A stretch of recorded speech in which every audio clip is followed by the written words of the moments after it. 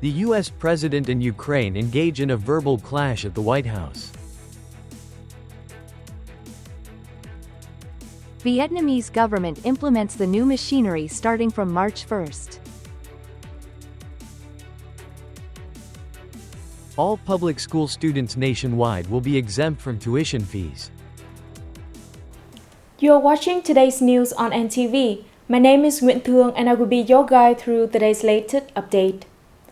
Instead of signing an agreement, the meeting between U.S. President Donald Trump and Ukrainian President Zelensky at the White House ended in tensions after a heated debate over the Russia-Ukraine conflict right in front of the media cameras.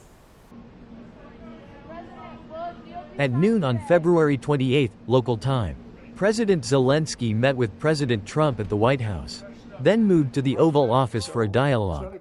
However, instead of gaining support from the U.S., Zelensky faced harsh criticism from President Trump and Vice President J.D. Vance. Trump argued that Ukraine was disrespecting the U.S. and needed to find a way to end the war quickly, while Zelensky believed Trump was being too lenient with Russia. The tense atmosphere led President Zelensky to leave the White House earlier than expected. The joint press conference between the two leaders was cancelled.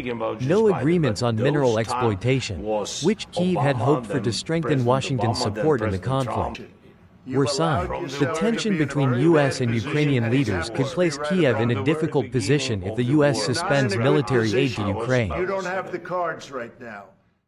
In accordance with the party's policy to continuing to innovate and reorganize the organizational structure of the political system to be streamlined, effective, and efficient, the new machinery of the entire country will begin operations today, March 1st.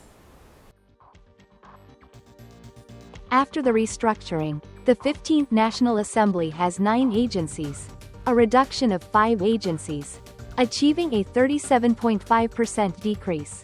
Regarding the departments and units under the National Assembly Office, the restructuring has reduced more than 51% of the units.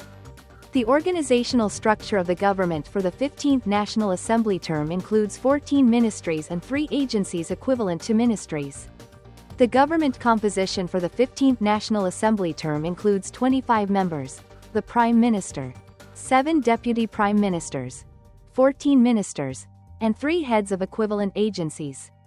At the local level, following the parties, national assemblies, and government's policies, localities have also announced decisive steps to streamline and reorganize their machinery to begin operations from March 1st.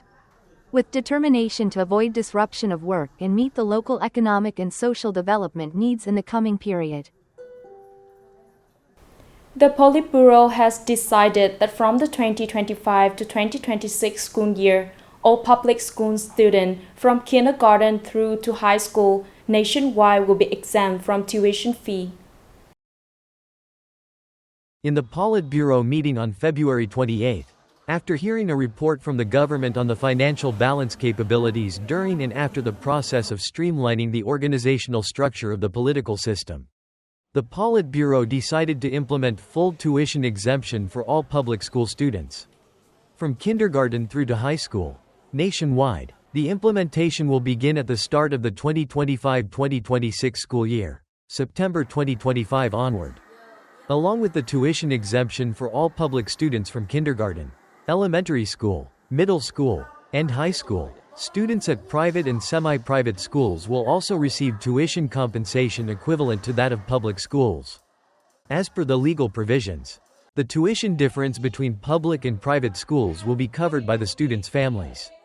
Many parents have expressed their joy with this new policy, as it will help reduce the education costs for their children, especially for families in rural and mountainous areas where the socio-economic conditions are still difficult.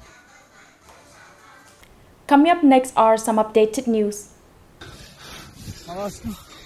At least 57 people are believed to be trapped following a devastating snow avalanche that occurred on February 28 in the Himalayas, in the Uttarakhand state of northern India. The incident took place near a highway in the Chamoli area of Uttarakhand, bordering Tibet, and less than 5 kilometers from the famous Hindu temple of Badrinath. which attracts hundreds of thousands of pilgrims each year. It is reported that rescue teams are facing difficulties in reaching the trapped individuals due to heavy snowfall. Uttarakhand, located in the Himalayan mountain range, has increasingly become prone to flash floods and landslides due to rising global temperatures.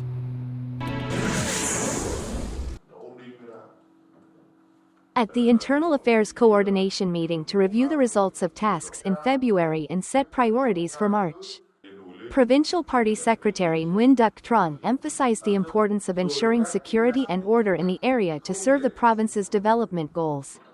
Accordingly, relevant departments were instructed to promptly address and resolve complex and prominent issues, ensure the absolute safety of the party congresses at all levels and other major events of the province, and continue to pay attention to ideological matters during the restructuring of the administrative apparatus.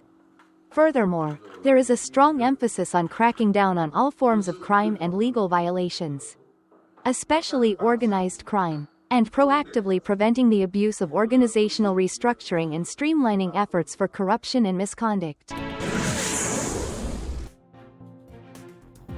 In recent days, the story of a man from Binh Duong who won 130 lottery tickets with a total prize value of more than 31 billion Vietnamese dongs has attracted significant attention online. The tickets he purchased were from the number series 1.1.3.3.3.8. From the Ben Tre lottery draw on February 25. Out of the 130 tickets he bought, 13 tickets won the grand prize of 2 billion Vietnamese dongs each, while the remaining 117 tickets won consolation prizes, each worth 50 million Vietnamese dongs. The total prize amount is 31,850 million Vietnamese dongs. However, the actual amount the customer will receive will be after a 10% tax deduction.